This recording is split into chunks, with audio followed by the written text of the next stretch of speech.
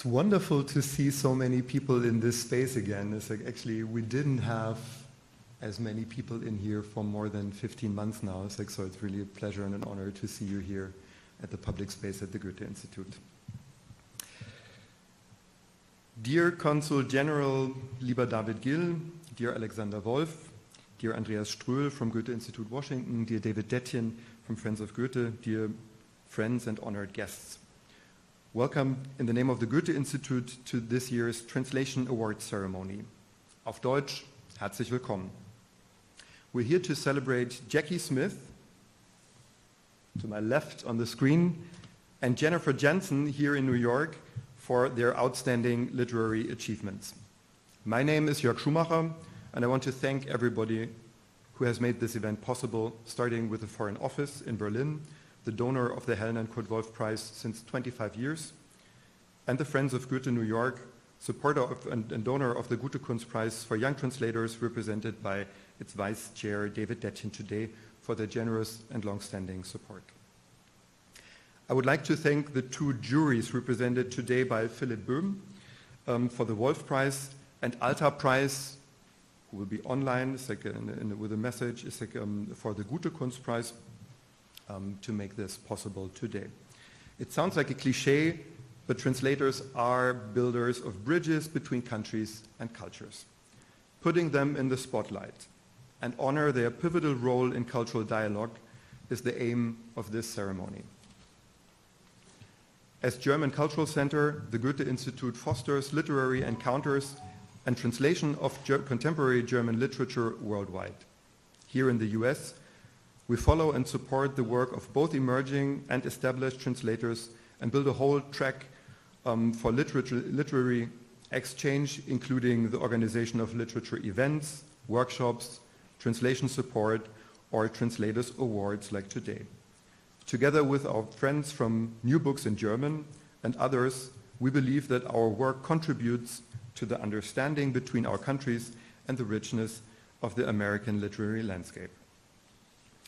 Over the course of 25-year history, the Helen and Kurt Wolff Translators Prize has become a coveted award with an impressive list of past recipients, including people like Anthea Bell, Philipp Böhm, Isabel Fargo Cole, Shelley Frisch, or Damien Searles.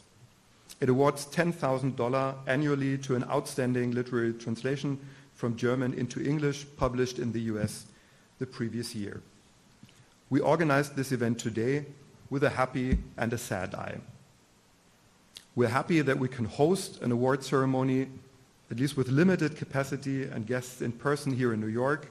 And it's actually, as I said, the first time that we have more than 10 people in this space since over a year. We're sad that Jackie Smith, as the recipient of this year's Helen and Kurt Wolff Prize, could not travel to the US due to the remaining COVID restrictions. We make the best out of it, celebrating simultaneously in New York and in London and online on Zoom and on Facebook. The whole ceremony will run for about 1 hour and 15 minutes, according to the following lineup. Next on stage will be David Gill, the General Consul, followed by Kurt Wolff's grandson Alexander Wolff.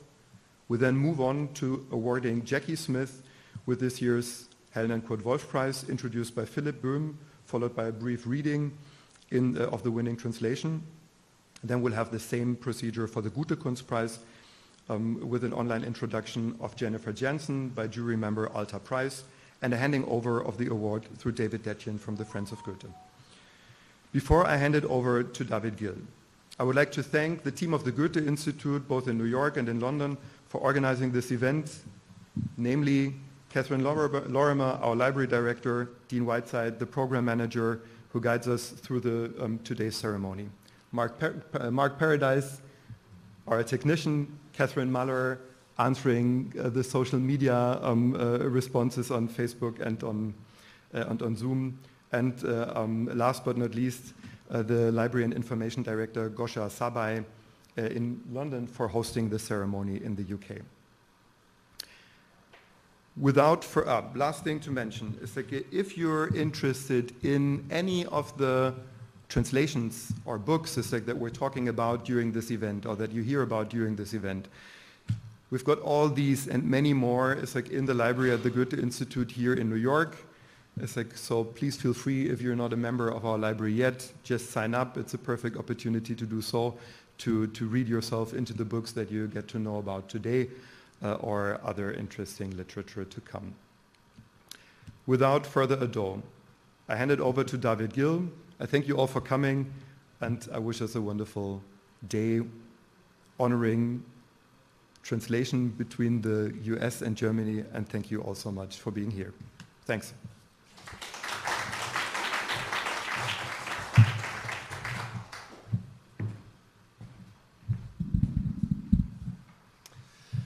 Guten Tag und guten Abend, meine sehr geehrten Damen und Herren, distinguished members of the jury, allen voran Philipp Böhm, lieber David Detjen, lieber Jörg Schumacher, dear Alexander Wolff, ladies and gentlemen, and today in particular, liebe Jackie Smith.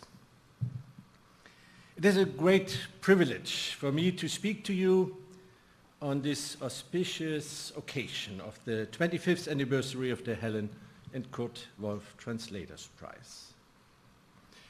Literature is living culture. Its language is deeply infused by patterns of thoughts as well as values.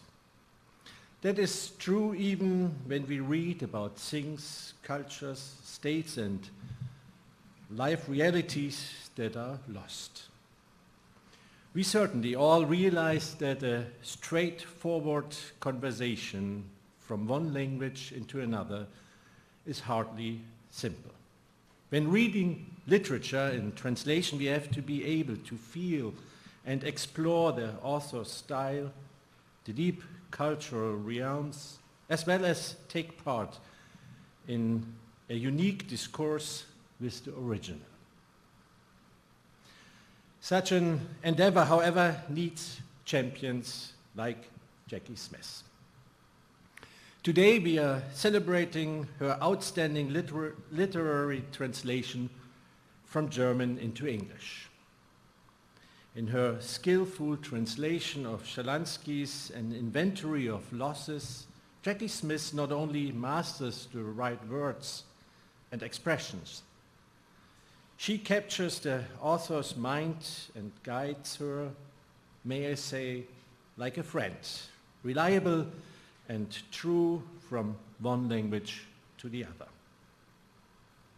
Without the commitment, the creativity and the care of translators like her, we would miss the richness of all the words and ideas created in a language foreign to us.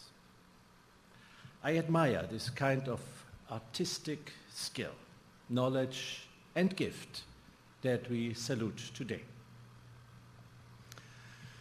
Jutta Limbach, the former Chief Justice of the German Federal Constitutional Court and later President of the Goethe-Institut, wrote in her wonderful essay titled "Does German Have a Future?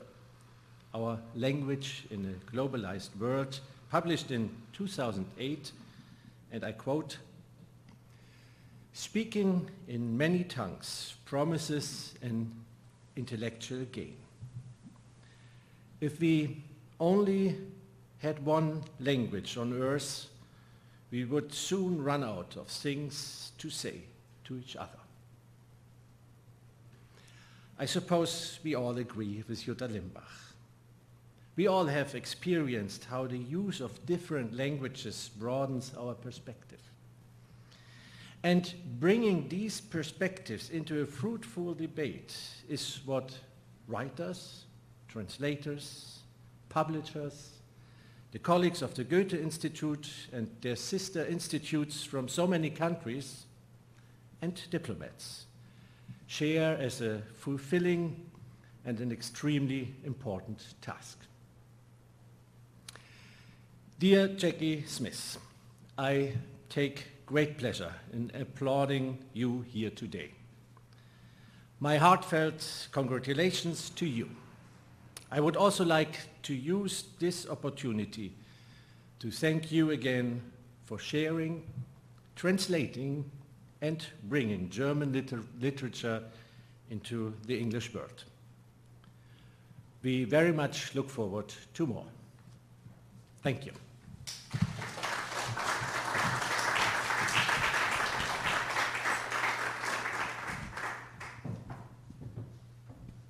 Consul General Gill, thank you very much for your words and for your presence here today. My name is Dean Whiteside, and along with Catherine Lorimer, our wonderful library director, I help administer the Helen Kurt Wolff Translator's Prize. As Jörg already mentioned, this is the United States' preeminent literary prize devoted to the translation of German literature into English. And the prize was established in the year 1996 at the Goethe-Institut, Chicago, and it has been bestowed here in New York since 2016. And this is a very special year because it marks the 25th anniversary of the prize, and we wanted not only to celebrate Jackie Smith for her winning translation of An Inventory of Losses by Judith Schalansky, but also to recognize the remarkable legacy of Helen and Kurt Wolff, after whom this prize is named. Helen and Kurt, in the year 1941, immigrated to New York, where they quickly founded Pantheon Books, a publishing house which then focused mainly on the translation of European and German literature into English. So you can imagine what a profound and lasting influence they had on the community of translators. Just last week we received a lovely email from John Woods, now a renowned translator living in Berlin, well known for his translations of the complete novels by Thomas Mann. And he wrote to express his undying gratitude all these years later to Helen Wolff. And he said that it was Helen who convinced him that his true calling was to be a translator. So in this vein, it is our delight to be able to welcome today as our guest of honor Alexander Wolff, who is an esteemed author and journalist, and also happens to be the grandson of Kurt Wolff. Mr. Wolff spent 36 years on staff at Sports Illustrated. He is author or editor of 9 acclaimed books and served as Ferris Professor of Journalism at Princeton. His latest book, End Papers, which we have over there in our library, is a meticulously researched and riveting story of the rich family history which he has, with a particular emphasis on the prolific and tumultuous lives of Helen and Kurt on both sides of the Atlantic in the period around the war. So please join me in giving a very warm welcome to Alexander Wolff.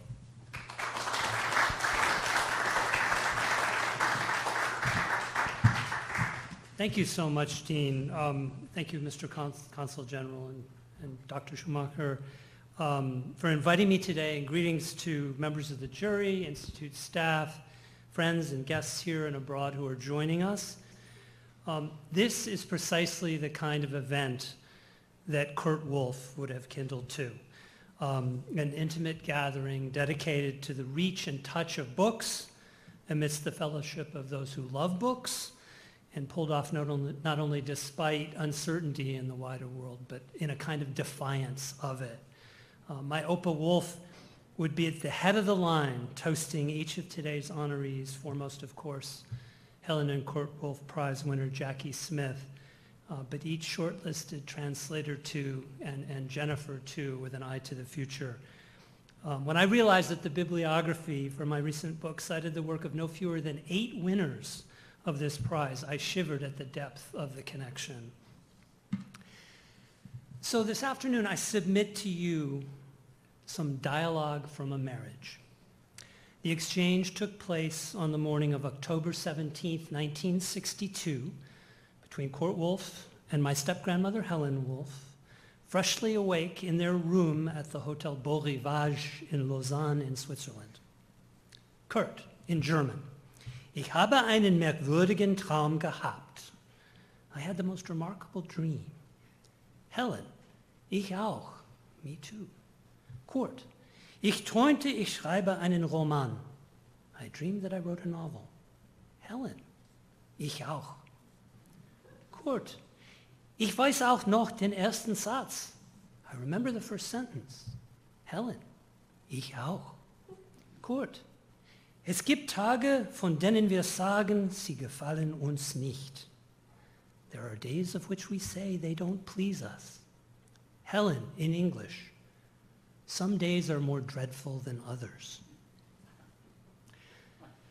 This exchange left such an impression on Helen that she shared it often after Kurt's death a year later. It wasn't only that she and Kurt could dream synchronously, almost identically. Yes, it was that. Die Gleichheit des Grundgedankens, as she put it, the way the essence of their respective sentences chimed. But it was also die absolute Verschiedenheit des Ausdrucks, the complete contrast in expression. Kurt's Grundgedanken comes in German, Helen's in English. Helen recounted all this in a 1974 letter to Günter Grass.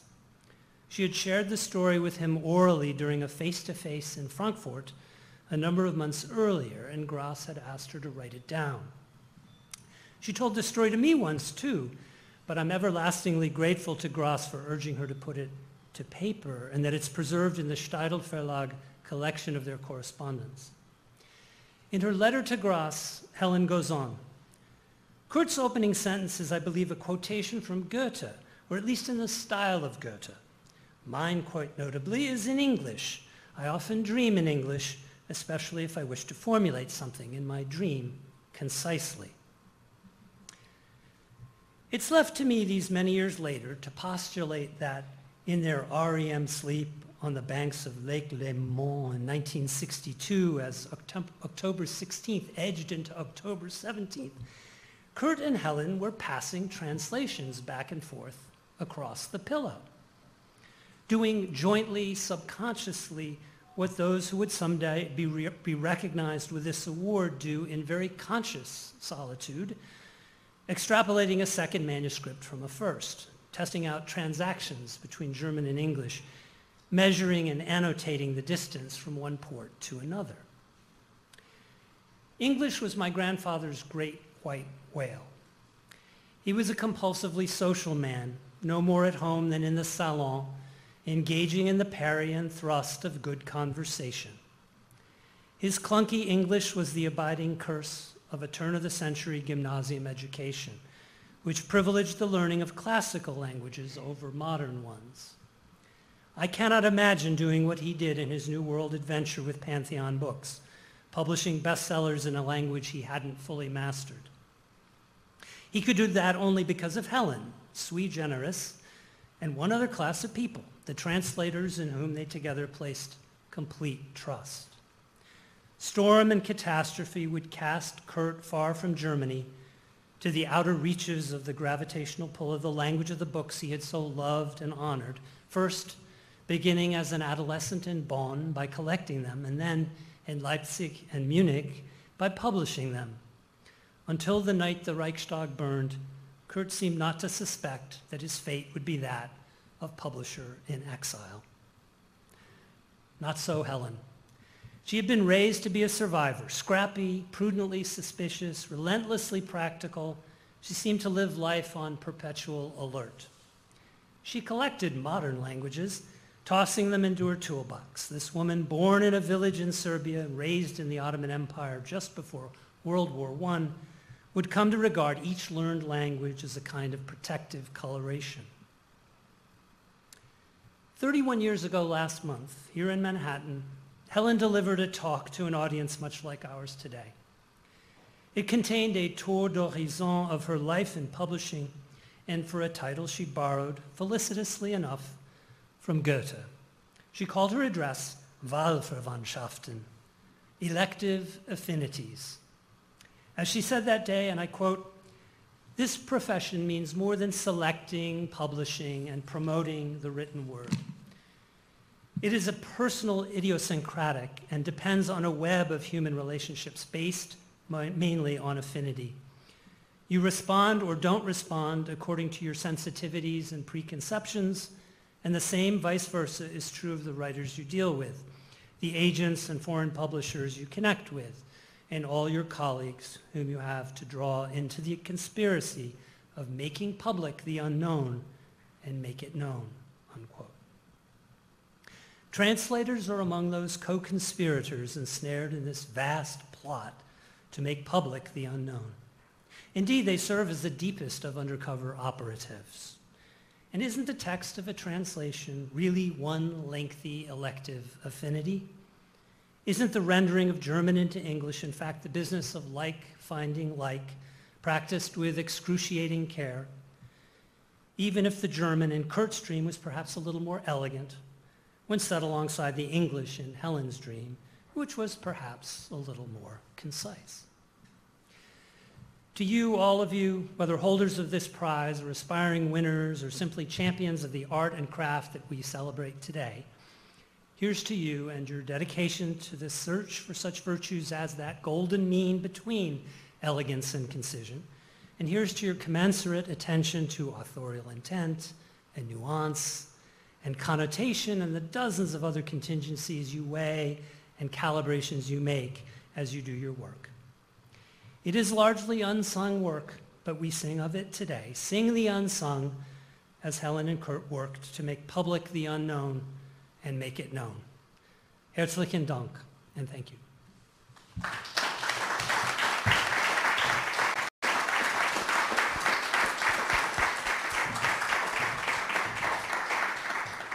Thank you so much, Alex, for your beautiful words and for being here today.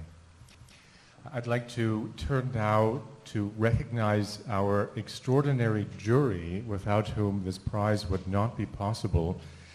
They worked tirelessly and with care and a deep sense of responsibility to read, evaluate, and of course debate the 31 submissions from a wide variety of genres which we received for the prize in this anniversary year. The 5-member jury is chaired by the indomitable Shelley Frisch and also comprises Bettina Aberbanel in Germany, Susan Harris, John Hargraves, and Philip Böhm. They are, of course, master translators, that goes without saying, but more than that, they are also significant artists who have played an important role in establishing the landscape and reception of German literature in the English language. It is also a tradition of the Wolff Prize that former winners have then become members of the jury. 2 former members, Shelley Frisch and John Hargraves, were joined by the most recent winner, Philip Böhm, whom you of course will remember was the winner of last year's Helen and Kurt Wolff Prize for his translation of The Fox and Dr. Shimamura by Christina Wunnecke. Last year it was not possible to bring Philip to New York, but we are so happy to have the opportunity to see him here today, this time in his capacity as a jury member, to pass the torch, so to say, from one winner of the Wolff Prize to the next, and to deliver this year's Laudatio in recognition of Jackie Smith. Please welcome Philip Böhm.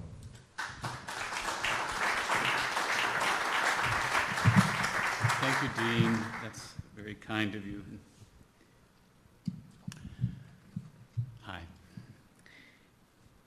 When Judith Schalanskys Verzeichnis einiger Verluste came out in late 2018, the German critics responded with near unanimous amazement at the breadth and depth and linguistic virtuosity, the subtle, strong power of this book. Of course, at the time, no one could predict what unintended tragic resonance a book entitled An Inventory of Losses would acquire 2 years and so many losses later, when the ever-adventurous Barbara Epler at New Directions published the English translation by Jackie Smith. And it is thanks to Jackie Smith that this English offspring not only renders all the breadth and depth and virtuosity of the original, it is also able to house this sadly enlarged reflection on impermanence, on transience, on passing. Take, for instance, these lines from the preface. Being alive means experiencing loss. The question of what the future holds is presumably nearly as old as the human race itself, given that one feature of the future, as inevitable as it is disquieting, is that it defies prediction and hence gives no clues as to the timing and circumstances of death. Despite the changes wrought by COVID-19, the English version also captures the celebratory enchantment of the original, as its 12 chapters skip across time and space from ancient Greece to present-day Germany, from an island that disappeared into the South Pacific all the way to the moon. Each of these episodes has its own distinct narration, and the resultant voices are every bit as wide-ranging as the tales they tell. And yet, despite this formidable diversity of subject and style, there is nothing sprawling or extraneous about Schalansky's highly disciplined prose. The very form of the book helps contain the ideas. Each of the chapters is of identical length, separated by a page with a barely discernible image against a field of dark graphite gray. Judith Schalansky, incidentally, is also a designer of books. All a quite daunting job for the translator, who must reassemble the original with verifiable accuracy, or else risk results as far-fetched as the 17th century German scientist Otto von Guericke, who refashioned fossilized bones from a nearby cave into the skeleton of a presumably no longer extant unicorn. But no unicorn traps for Jackie Smith, whose linguistic dexterity has clearly been honed by her work translating official documents where there is no room for imprecision and where there is seldom appreciation for the enormous effort such labors require. At the moment, I'm actually curious to know what boots she wore working on this book, because she clearly had to traipse pretty deep into the linguistic brambles to uncover all the names for flora and fauna noted by Schalansky. Duckweed and sedge, elder and blackthorn, aconite and celandines, wagtails, skylarks, and yellowhammers. And as with the German, the accumulation of names goes beyond mere nomenclature to evoke a sense of wonder, of beholding, of beauty even in the midst of decay. Here from the chapter entitled Greifswald Harbor. At the edge of the city, the watercourse forks. I follow the most inconspicuous of its branches, this stream hidden deep in the scruffy field margin and lined with crack willow. The trees rise up out of the karstic brushwood like bulky beings moored upside down to the undercut riverbank, their crowns pollarded, their branches stunted, hollowed out by wind and weather. Rotting wood bulges from their burst insides. Several of the narratives come in the invoked or invented voice of the person most closely associated with the lost object. And here, Jackie Smith shows a great talent for mimicking the mimic. Greta Garbo's inner monologue as she roams Manhattan, or Armand Schultes riffing on the encyclopedia of human knowledge he displayed on tin plates in a grove of chestnut trees in the 1950s and 60s, or Gottfried Adolf Kinau, whose 19th century depictions of lunar topography were much admired before they disappeared, presumably during the Second World War. That chapter begins like this: knowing when and under which constellations I was born does little to illuminate the subject of our investigation. Suffice it to mention that my entry into the earthly world fell on one of those annually recurring nights in which the Leonids reveal themselves in one of the most impressive celestial light spectacles visible to the naked eye, at least back in the days when the blackness of the night had not yet been diluted to a perpetual twilight by the glare of gas lamps and their inglorious successors. The chapters range from epic scope to myopic focus, and the variety of voice is reinforced by shifts in tense and rhythm, all carefully captured by Jackie Smith. A bell rings, a gate opens, the crowd yells, a man enters the arena, a bestiarius, wearing nothing more than a tunic. For that chapter we are in Rome, where Emperor Claudius looks on as a now extinct Caspian tigress defends herself. That some of the passages refer to lost writings is hardly surprising given the nature of the book itself and books in general, as both an acknowledgement of and an antidote to our own impermanence. Here is a passage from the chapter on the lost love songs of Sappho. These songs have fallen silent, turned to writing.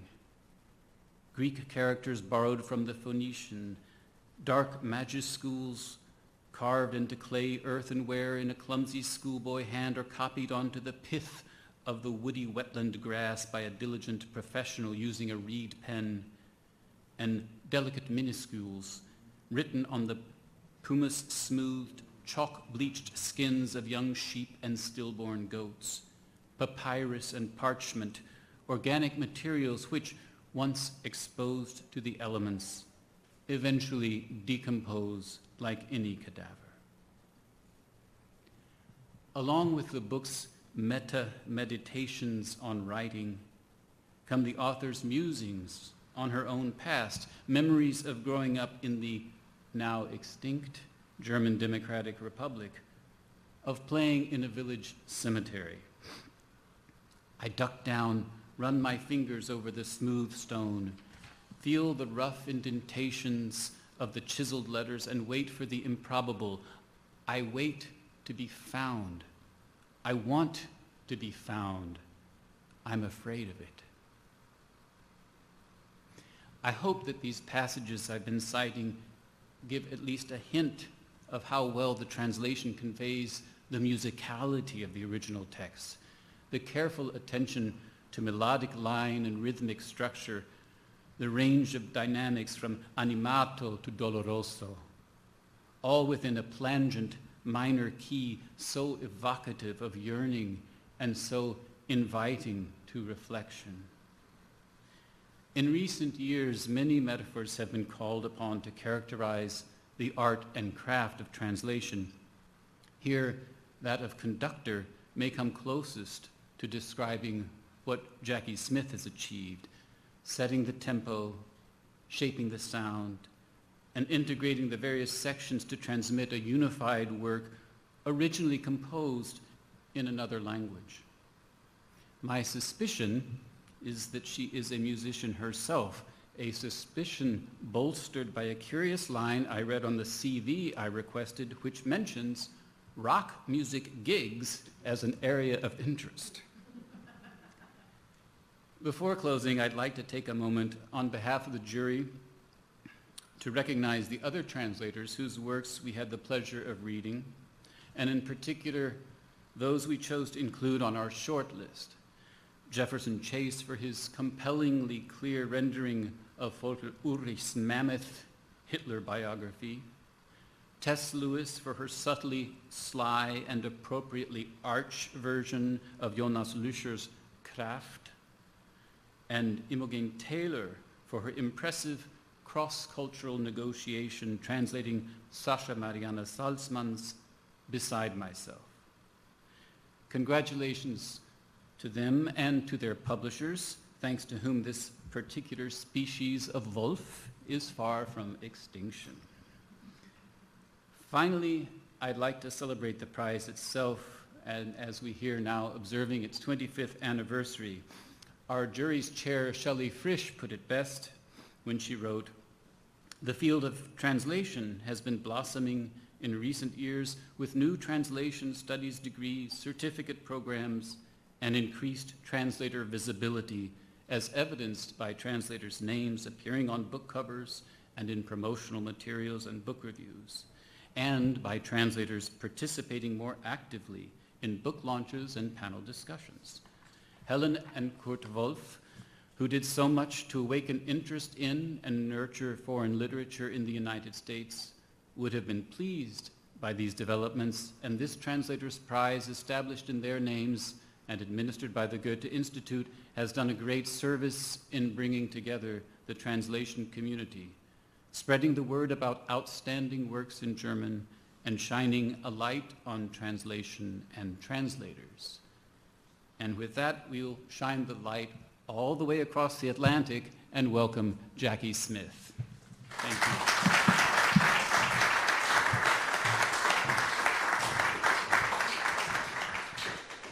Thank you so much, Philip, for that lyrical, rhapsodic, and wide-ranging laudatio. I think we might like to publish that. Is that okay with you?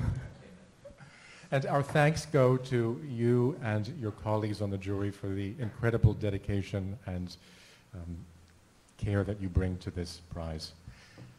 Now is the moment we've all been waiting for.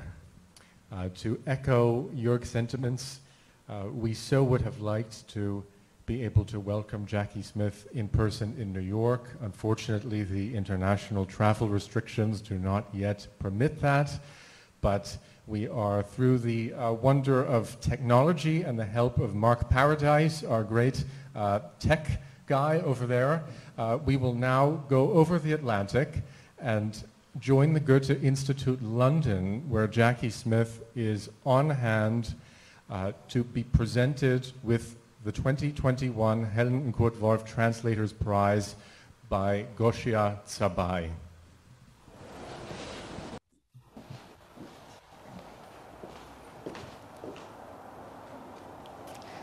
Good afternoon. From the Goethe-Institut London, my name is Gosia Cabai. I'm the head of information here at the Goethe-Institut in London. And it is my great pleasure to introduce to you this year's Helen and Kurt Wolff Translators Prize winner, Jackie Smith.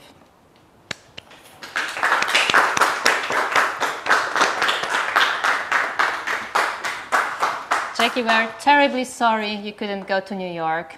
At the same time, really happy to be able to have you with us tonight.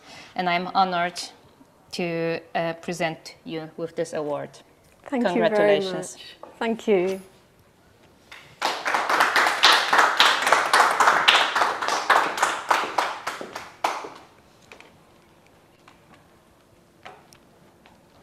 Thank you so much. I feel honoured and quite overwhelmed to have been chosen as the winner of this amazing prize. Let me start by saying a big thank you to the 5 members of the jury and to the Goethe-Institut New York for all the time and effort they've dedicated to this prize. I'm sorry that due to the COVID restrictions, I can't be with you in person in New York today. But I'm really grateful to the Goethe-Institut here in London for enabling me to join you remotely. Huge thanks to Tynan Kogane and the team at New Directions for all their support, including entering me for this prize. And of course to my UK publisher Maclehose Press, represented by Katarina Bielenberg here today, and in particular my editor Bill Swainson. It all started in November 2018 when I received an email from Bill inviting me to submit a translation of a sample from what he described as a book-shaped cabinet of curiosities, just out in Germany, an extraordinary work on the theme of loss and what loss leaves behind. At that point, I'd been knocking on publishers' doors for 3 years with little success. Bill's willingness to take a chance on a relatively unknown translator changed everything for me. And I feel incredibly privileged to have had the benefit of his great wisdom and experience throughout. Thanks also to my mum, whose fantastically eagle-eyed proofreading was a huge help.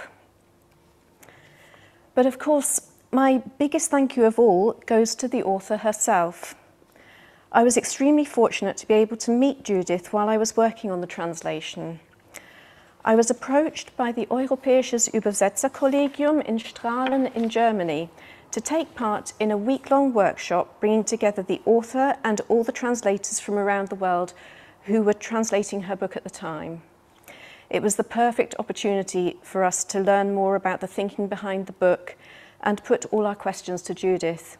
She went out of her way to help us in every way she could, and for that I'm immensely grateful.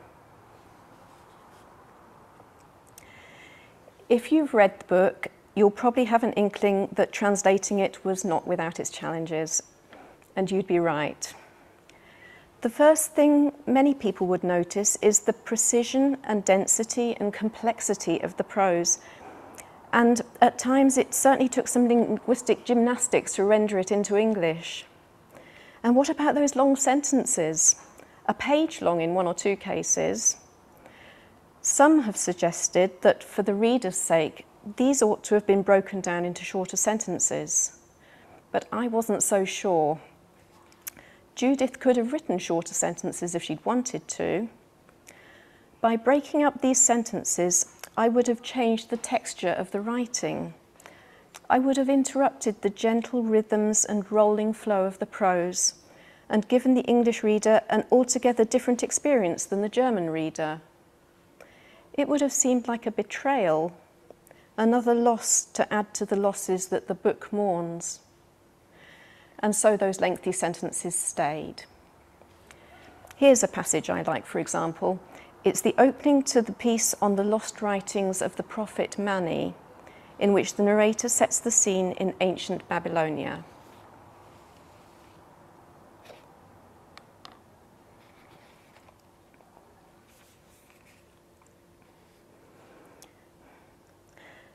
And if holy things really are only revealed to holy people, then it would be here, in the shimmering noon glare of a high desert sun, beneath the ragged date palms lining the banks of a sinuous tributary of the mighty many-branching Euphrates, which in late spring swells with the snowmelt from the northern mountains into a torrential river prone to burst its banks and dams, pumps vast masses of water into the impressive channels of the finer and finer branching irrigation system, which reaches into remote, indeed the remotest, rain-deprived and rainless lowlands, fills diked basins, soaks fallow ground, makes bucket wheels turn and seeds sprout and flourish, and guarantees the 2 annual harvests that are the reason for this land's fame and riches.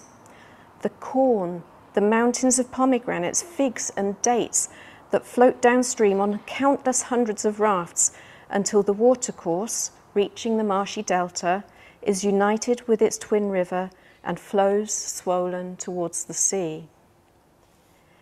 Here is the land of the beginning, the alluvial land of civilization, to which our remote ancestor with his heavy skull and freed up hands was once drawn, in the process driving his wide-jawed cousin with the nostril-like flared nasal orifices and the melancholy bulges above his primate's eyes, ever further north, where he hid himself away in caves, armed with stone tools and bones gnawed bare, to die the unlamented death of his species. And out of the zigzag movements of the nomadic tribes, there evolved a vague order. Tribes became peoples who lined up their settlements along the meandering rivers like beads on a long, fine-spun thread. Each town a kingdom in itself, a community of commoners who began to share the work and wages, the harvest, the yield, and in the absence of stone, wood and ore, built themselves a world of clay. Mortar-rendered reed huts and simple round buildings for the shoeless peasants, square palaces for curly-bearded kings, wind-buffeted citadels and dust-swept ziggurats, avenues of blue-glazed bricks guarded by bullmen and winged lions, gently raised reliefs of priests in long rows with crossed arms, densely inscribed clay tablets covered in dainty symbols like bird tracks in wet sand.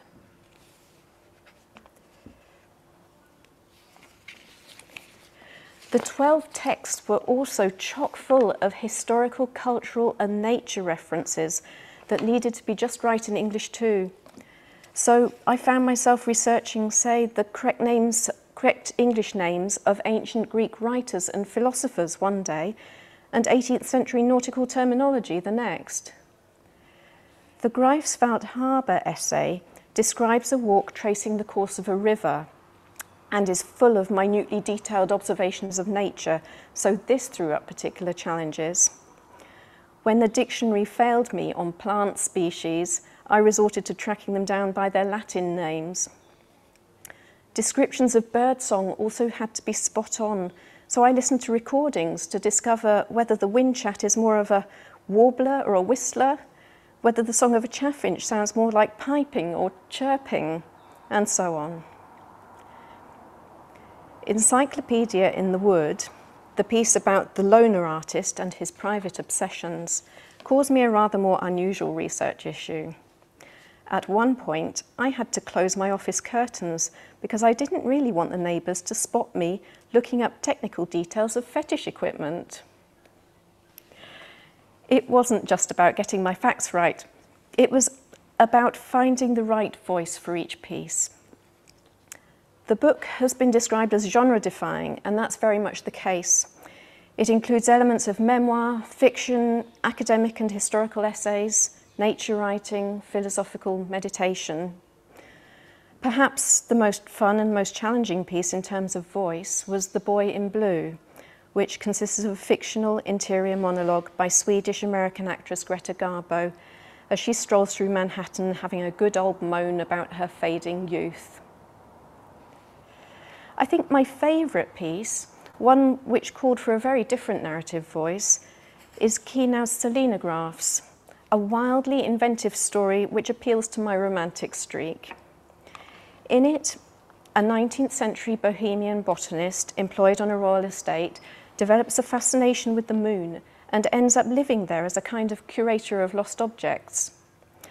I loved immersing myself in his slightly archaic, academic, rather pedantic narrative style, and having a rare excuse to use words like forthwith and alas in my translation.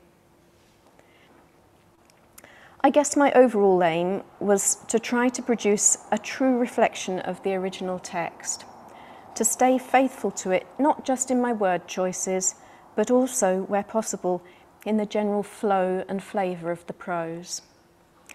To not add anything and not take anything away. In other words, to make myself, as the translator, invisible.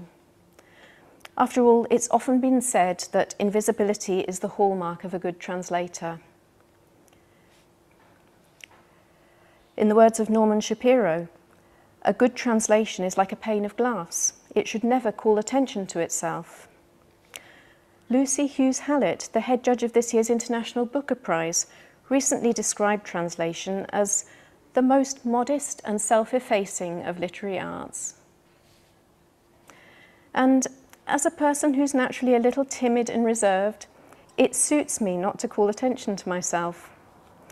When I heard that I'd been chosen as the winner of this prize, once I'd finished jumping for joy, I then started worrying to myself, oh no, am I going to have to give a speech? Will people be looking at me?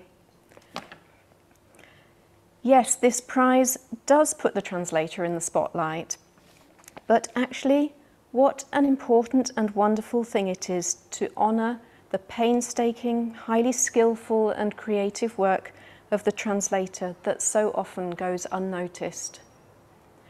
What if there were no translators and no translated fiction? how much poorer our lives would be.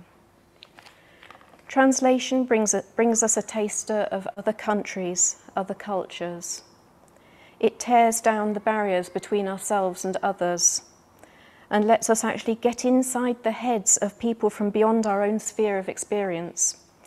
It helps us understand and embrace the world.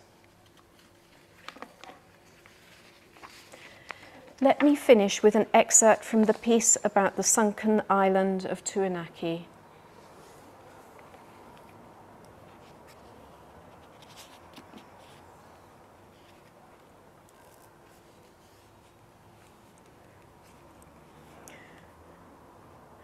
So the two ships drifted along with limp sails, and that booming silence began to settle on them, so fundamentally different from the peaceful hush of my library existence. Sometimes, though, I could hear the rolling, long-drawn-out groundswell, the taunting of the fine weather, the endless litany of waves forever welling up and subsiding that once seduced Magellan into describing this ocean as the peaceful one. A ghostly harmony, the remorseless sound of eternity, more terrifying than the most violent storm, which at least is bound to blow over in time. Yet this ocean was neither peaceful nor placid, for in its darkest depths lurked indomitable forces that were certain to return. Its seabed was fissured and furrowed, the earth's crust riven with submarine trenches and peaks, unhealed scars from that prehistoric age when the as yet undivided continents, adrift as a single mass in the global ocean, were torn asunder by colossal forces and rammed up against the Earth's mantle until their plates were forced, some over, some under each other, down into plunging abysses, up into clear daylight, surrendered to the laws of nature, which know neither mercy nor justice. Then finally, at 10 a.m. on March the 29th, 1777, the Discovery, travelling ahead on the leeward side, hoisted the red, white and blue flag of Holland, the signal for a sighting of land. At almost the same moment, the grey-blue shimmering coast became visible on the northeastern horizon from the masthead of the Resolution as well, barely more real than the mirage. The ships headed for the unknown strip of land twinkling in the distance until the sun went down, and tacked all night until the break of day, approaching to within a distance of about 4 miles of the island, whose south side must have presented an almost painfully enchanting image in the light of the sun as it rose out of the water. Profoundly moved by the heavenly sight, several of the crew members immediately took up quills and brushes, using watery colours and brush strokes displaying varying degrees of skill to capture the auspicious panorama somewhere other than in unreliable memory. The hills of moderate height shimmering purple in the morning sun, their wooded summits with their many-hued trees and scattered palm crowns, the lush, dense green vegetation of the hillsides, the coconuts, breadfruit and plantain visible through the bluish-pink haze. Thank you for listening.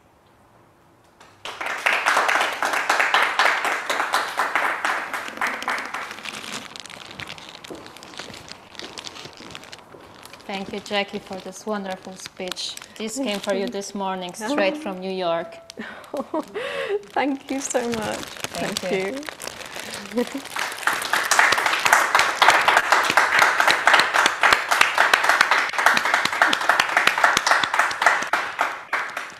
And so it's back to New York. Thank you so much, Jackie, for your wonderful reading, and congratulations to you from all of us here in New York. We now have a surprise for you. We just received a few hours ago a video from the author herself, Judith Schalansky, who was just in Leipzig to receive the Gutekunst Prize for, you guessed it, Verzeichnis einiger Verluste. Let's watch this video, please. Liebe Jackie, wer wie du sich aufmacht, aus dem Reich der Zahlen und Verträge und das Reich der Sprache, der literarischen Sprache, die sehr viel verwirrender, uneindeutiger und auch aufregender ist und dabei so ein fantastisches Ergebnis und das bei dem allerersten Buch erzielt, der verdient es wirklich, einen so nicht minder fantastischen Preis zu kriegen und wiederum mit einer Summe beehrt zu werden, also dann doch wieder mit dem Reich der Zahlen in Verbindung zu treten.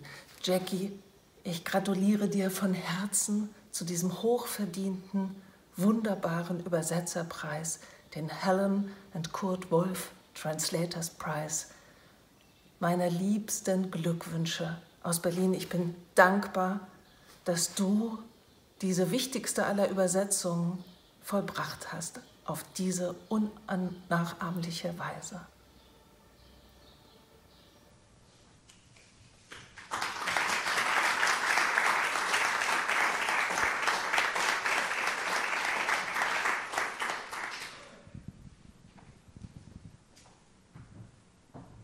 So that concludes the section on the Helen and Kurt Wolff Prize. We now move to the Gutekunst Prize of the Friends of Goethe, New York.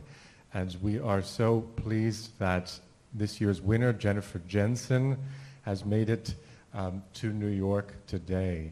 Now, this is a prize for young translators who are under the age of 35. Many of them are still in college.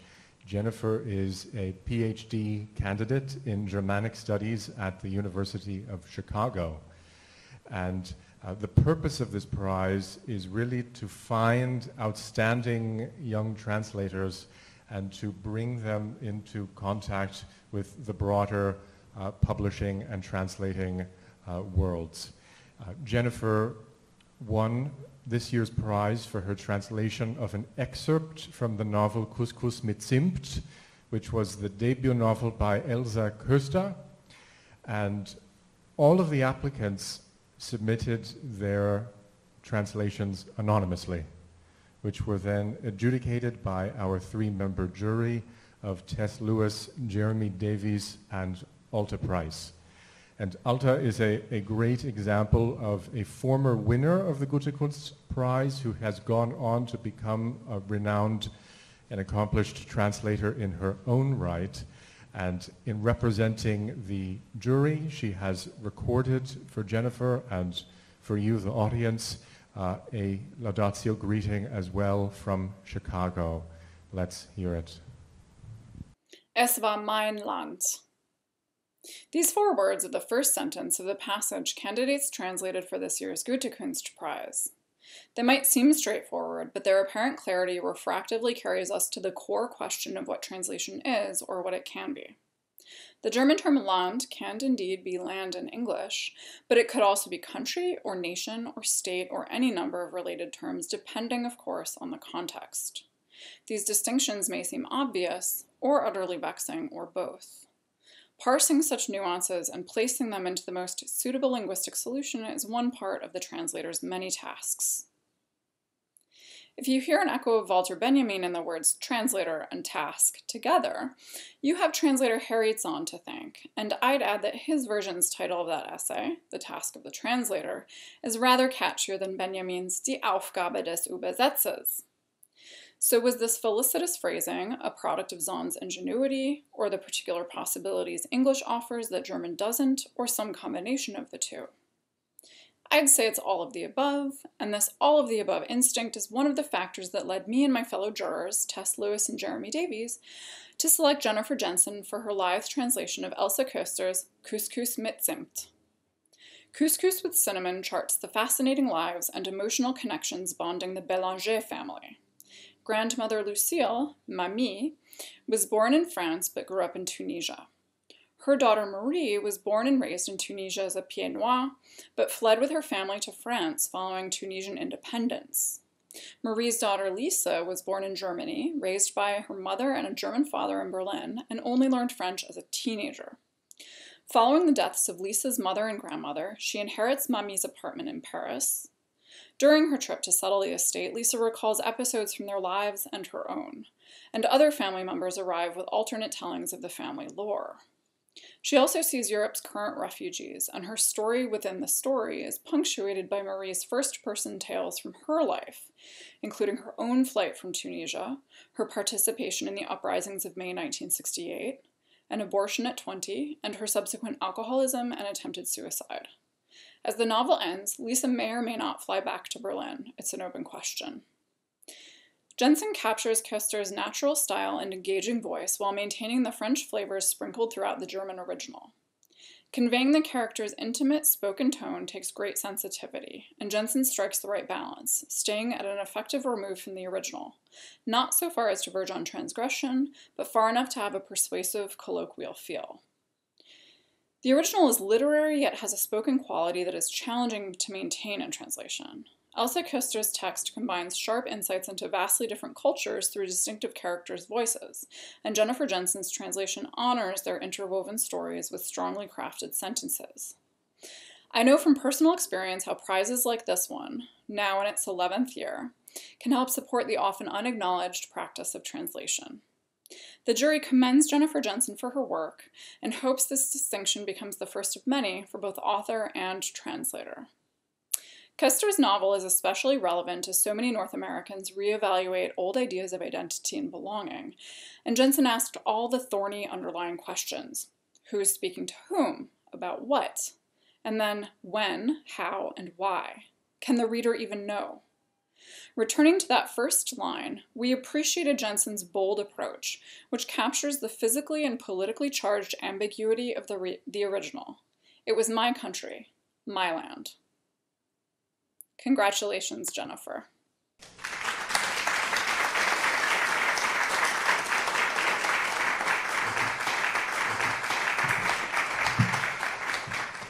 As Alta mentioned, this prize has been around for 11 years. It was established in 2010 following a generous donation in memory of Frederick and Grace Gutekunst. Since 2017, it has been generously supported by the Friends of Goethe New York. And we have here today David Detjen, who is the vice chairman of this group. He will explain some words about the important work which the Friends do and present this year's Gutekunst Prize to Jennifer Jensen.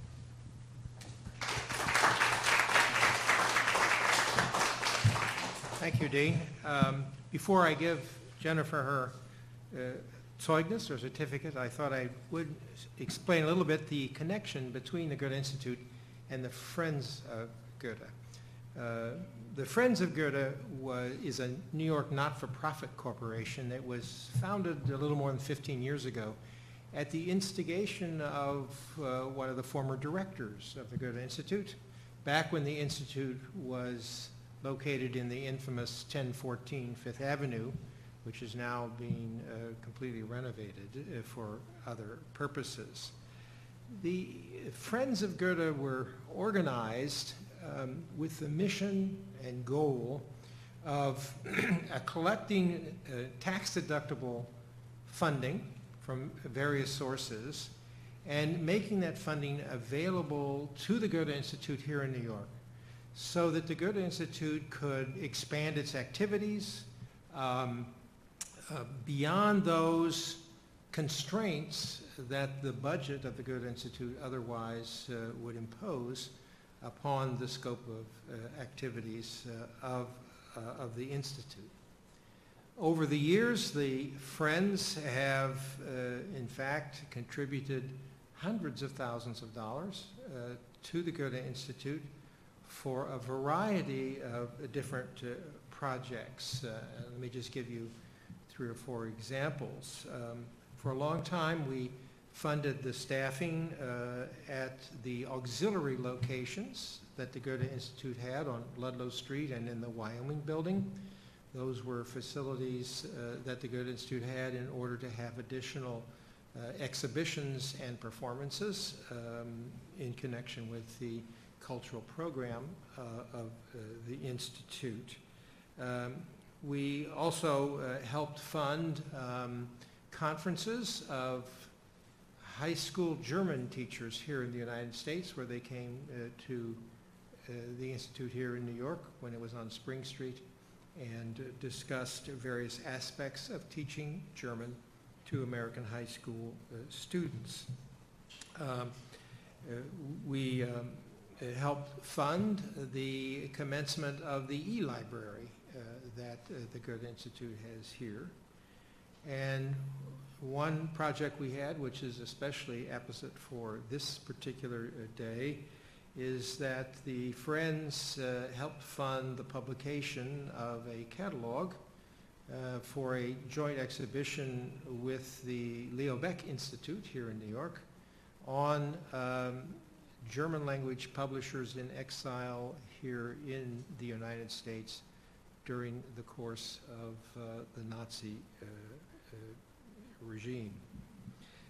In recent years, as Dean mentioned, we've now been helping to fund the award of the Gutekunst Prize, and we are especially excited about this prize because it is really a kind of incentive to encourage young translators who are working to give English-speaking people the opportunity to have access to the art, the literature, the thinking that exists within the German-speaking world. And it's this giving of access which we think is so important and so significantly a part of what the Goethe-Institut itself does. We on the board of the Goethe-Institut, of the Friends of Goethe, have been really excited by the expansion of the activities and the impact of the Goethe-Institut here in New York over the course of recent years.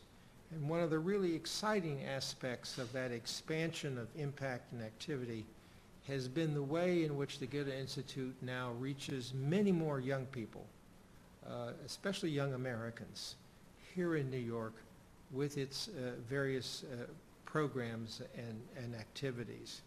And in this respect, we view the Gutekunst Prize as an investment in the future of German-American cultural relations. And that's why we on the board are so enthusiastic about funding this particular prize.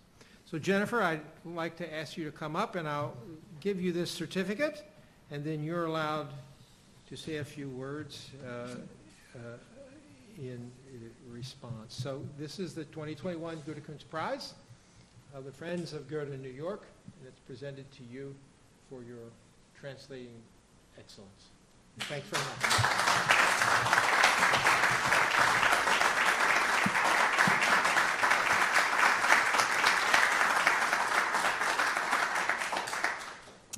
I'd like to begin by expressing my gratitude to the Frederick and Grace Gutekunst family for the instigation of this award, for the Friends of Goethe for the continuing funding for it, for the Goethe-Institut for organizing today's events, and for all of you for coming here together today. What a joy it is to be in the same space physically with people who find great meaning and significance in literature and the arts. What a joy it is to be here.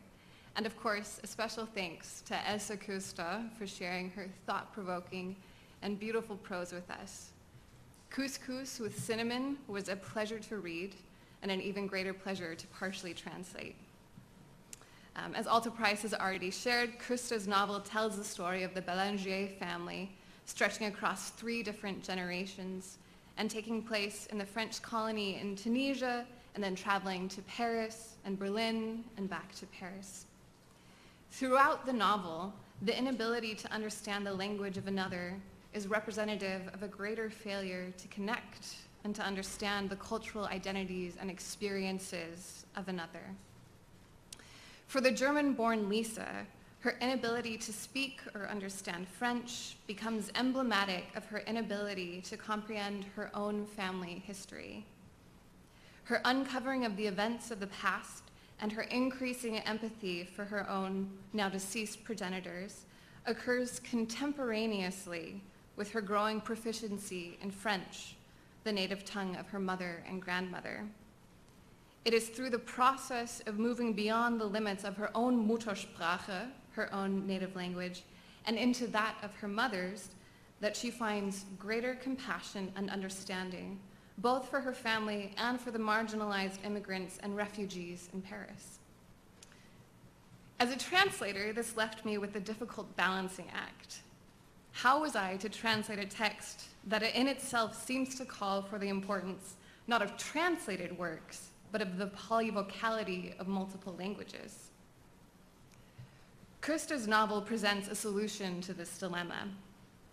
Situated between 3 countries and 3 languages and alternating between 5 different narrators, it embraces a community of difference. It demands a negotiation of alterity, one that preserves difference and idiosyncrasies while also seeking to reach across this divide.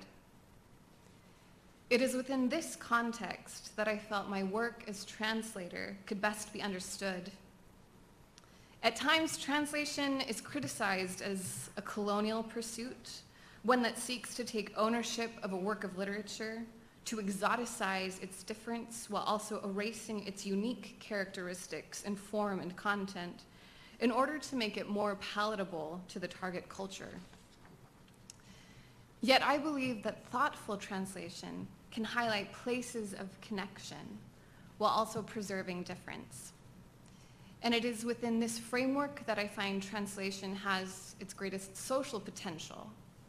Namely, learning to read works in translation can become a didactic and instructive praxis that affords us the opportunity to confront and engage with difference.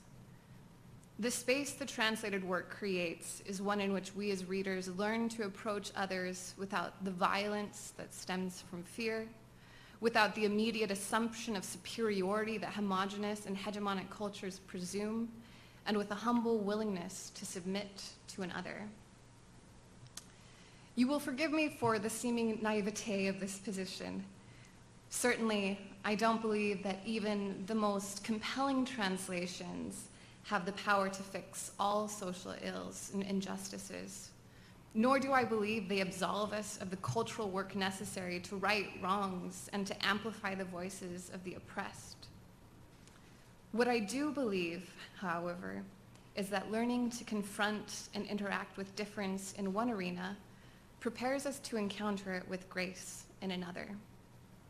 Thus, our willingness to engage with translations can act as a training ground for our ability to celebrate and preserve difference among individuals and societies, while simultaneously finding unity and universality in human experience. As hinted at by the title, Couscous with Cinnamon, one of the important spaces in which this cultural collision and syncretism takes place is in the sharing of a meal. As a quick side note, Kirste has a deliciously synesthetic way of describing both languages and the experience of eating.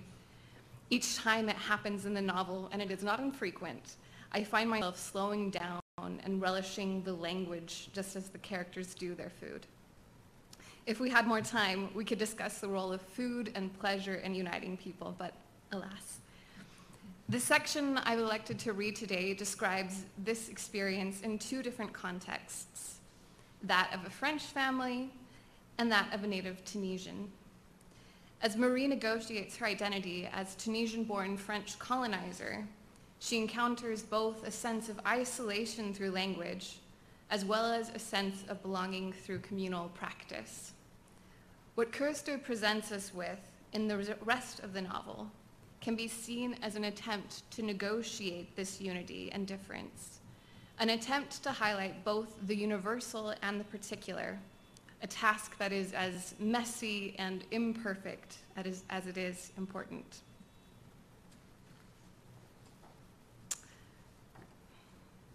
Ah, my Lisa, I'm not sure. What do you want to know? It's a long story, after all, a long story.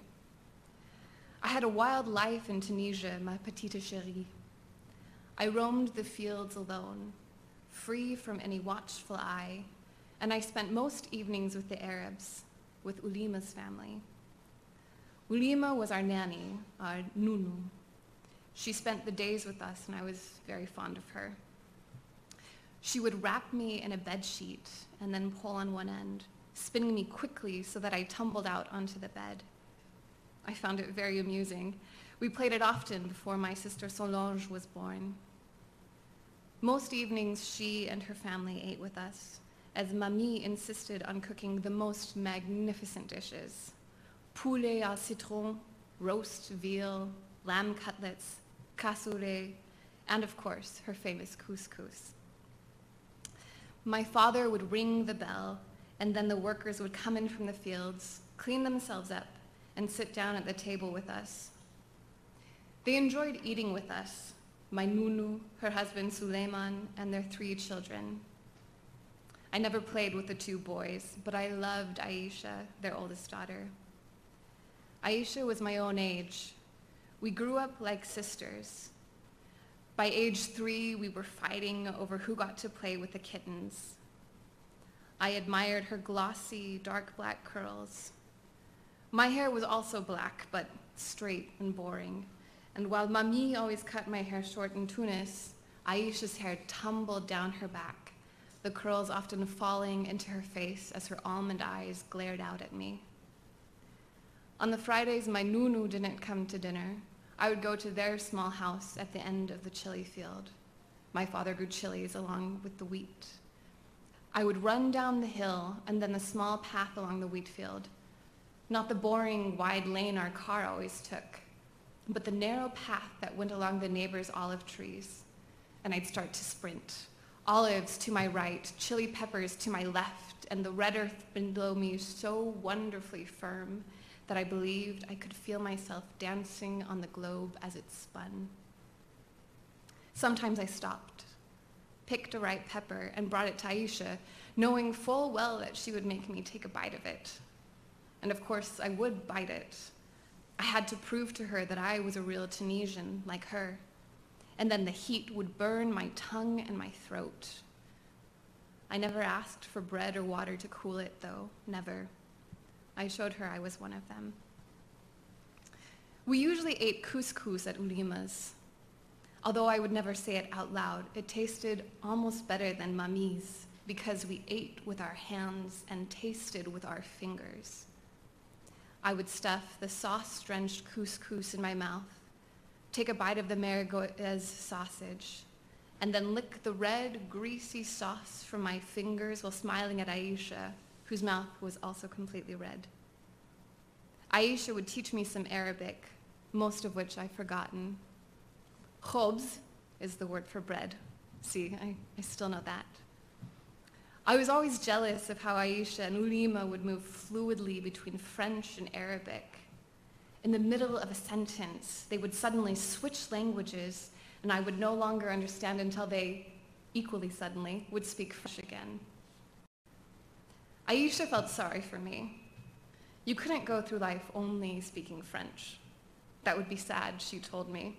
So we would sit on our 2 stones under the lemon tree that Mamie had planted in the courtyard and study. The lemon leaves smelled so good when you rubbed them between your fingers. Some words still carried their sweet scent into my nose long afterward. I even knew a couple of sentences, you see, but I've forgotten it all. My, that was all so long ago. Thank you.